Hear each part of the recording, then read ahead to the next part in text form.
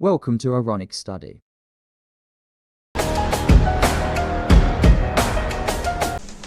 Hello अस्सलाम वालेकुम dear student, आज हम ऑर्गेन नंबर 5 के ऊपर बात करेंगे जो हमारे पास है माइक्रो बॉडीज। माइक्रो बॉडी को दो हिस्सों में कैटेगराइज किया जाता है, number 1 peroxisome and number 2 glycosome. Peroxisome और ग्लाइकोसोम को मिलाकर हम माइक्रो बॉडीज कहते हैं।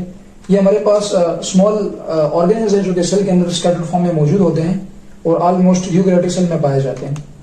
हमने इसको इस तरह नोट्स की फॉर्म में बनाया है ताकि आप इजीली एग्जाम में इसको लिख सकें। तो शुरू करते हैं। पेरोक्सिसोम हमारे पास फाउंड होता है animal cell as well as plant cell. दोनों सेल के अंदर हमारे पास जो यूकैरियोटिक सेल्स हैं, बिगर सेल्स हैं, उनके अंदर पेरोक्सोम मॉलिक्यूल मौजूद होता है, ऑर्गेनेल मौजूद होता है। जो ग्लाइकोसोम है वो जस्ट प्लांट सेल के अंदर मौजूद होता है। सेकंड पॉइंट पर अगर बात करें तो जो पेरोक्सोम का स्ट्रक्चर है वो बेसिकली स्फेरिकल इन शेप है, यानी कि गोल शेप का होता है, और जो ग्लाइकोसोम का शेप है वो भी स्फेरिकल इन शेप होता है।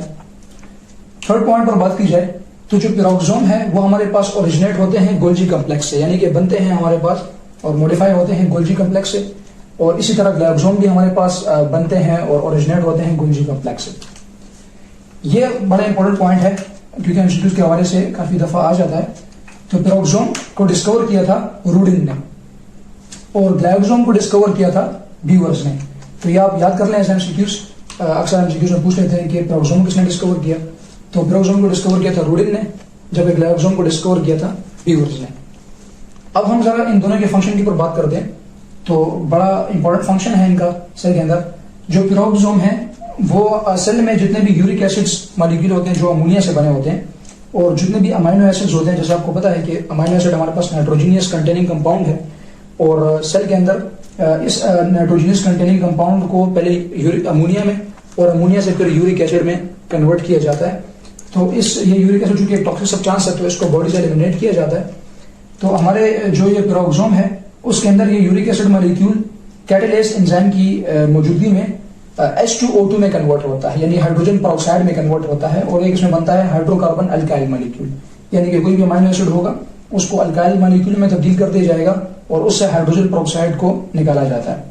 अब ये हाइड्रोजन पेरोक्साइड एक टॉक्सिक मॉलिक्यूल है तो इसको भी बॉडी से एलिमिनेट करने की कोशिश की जाती है पेरोक्सोम के अंदर ही। तो इस H2O2 मॉलिक्यूल के साथ O2 मॉलिक्यूल को ऐड किया जाता है in the presence of oxidase enzyme, और हाइड्रोजन पेरोक्साइड को कन्वर्ट किया जाता है वाटर में और ऑक्सीजन में। अब वाटर भी बॉडी यूटिलाइज कर लेती है और ऑक्सीजन भी बॉडी यूटिलाइज कर लेती है। तो ये बड़ा इंपॉर्टेंट फंक्शन है, और इसकी मदद से जितने भी हमारे पास टॉक्सिक केमिकल सब्सटेंस हैं उनको बॉडी से एलिमिनेट किया जाता है और उसको लेस टॉक्सिक सब्सटेंस में कन्वर्ट किया जाता है। इस तरह ग्लाइकोसोम का ही बड़ा इंपॉर्टेंट फंक्शन है। जैसे कि आपको पता है कि प्लांट की बॉडी में अक्सर जो फूड मॉलिक्यूल मौजूद होती है वो in the form of fats होती है। अब हमारी बॉडी और प्लांट्स की बॉडी तो फैट को डायरेक्टली इस्तेमाल नहीं कर सकती, लिहाजा फैट मॉलिक्यूल को कन्वर्ट किया जाता है कार्बोहाइड्रेट्स में। तो फैट मॉलिक्यूल को कार्बोहाइड्रेट में कन्वर्ट करना ग्लाइकोसोम का फंक्शन है, चूंकि प्लांट सेल में ही सिर्फ पाया जाता है। तो फैट मॉलिक्यूल्स को यानी लिपिड मॉलिक्यूल को कार्बोहाइड्रेट में कन्वर्ट किया जाता है in the presence of beta oxidase enzyme, और इस पूरे प्रोसेस का नाम है बीटा ऑक्सीडेशन।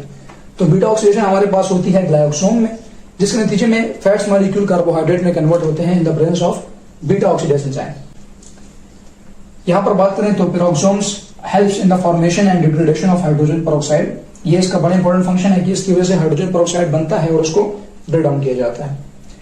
इसके अलावा पेरोक्सोम का एक इंपॉर्टेंट फंक्शन और भी है कि it helps in photo respiration along with mitochondria and chloroplast. अब फोटो रिस्पायरेशन जैसे कि आप इसको ऐसे भी याद कर सकते हैं कि P stand for photo respiration and P stand for peroxisome. तो ये पेरोक्सोम जो है वो फोटो रिस्पायरेशन में हेल्प करती है। What is photo respiration? ये बेसिकली हमारे पास एक रिस्पायरेटरी एक्टिविटी है जो कि प्लांट सेल में in the day time carry की जाती है। तो हम कहेंगे respiration take place in the presence of light is called as photo respiration. अगर प्लांट्स अपने स्टोमेटा को क्लोज कर ले तो वो अपनी बॉडी से ही ऑक्सीजन हासिल कर लेगी, और इस प्रोसेस को हम कहेंगे फोटो रिस्पायरेशन। यानी कि ह्यूमन का जो प्रोसेस है वो प्लांट शुरू कर दे तो फोटो रिस्पायरेशन होगी। और फोटो रिस्पायरेशन में प्लांट्स के अंदर 3 ऑर्गेनेल इस्तेमाल होते हैं। एक हमारे पास है mitochondria, second chloroplast, and third important one is peroxisome. अगर पेरोक्सिसोम ना हो तो फोटो रिस्पायरेशन नहीं होगी। और याद रखें photo respiration just plant cell के अंदर पाई जाती है, एनिमल सेल में फोटो रिस्पायरेशन नहीं होती, उसमें जस्ट सिंपल सेलुलर रिस्पायरेशन होती है। यहां पर बात करें तो glycosome is present in the castor seeds and peanuts. ये ग्लाइकोसोम हमारे पास चूंकि प्लांट्स के डेरिवेटिव है सारे, तो ये कैस्टर सीड में पाया जाएगा, जिससे फिर कैस्टर ऑयल बनेगा, और पीनट्स वगैरह में भी पाया जाता है, मूंगफली वगैरह में पाया जाता है। तो ये सिर्फ प्लांट सेल में पाया जाता है ग्लोक्सोम, और उसी के अंदर मौजूद होता है, जबकि पेरोक्सोम जो है वो हमारे पास एनिमल सेल में ही मौजूद है और प्लांट सेल में मौजूद है। और पेरोक्सोम एंड ग्लाइकोसोम को मिलाकर हम माइक्रोबॉडीज कहते हैं। तो आज हमने इसके ऊपर बात की। आप इससे नोट्स भी बना सकते हैं और एग्जाम में भी इसको इस तरह लिख सकते हैं। इंशाल्लाह कमिंग वीडियोस में हम मजीद ऑर्गेन्स के ऊपर बात करेंगे। Thanks for watching our video.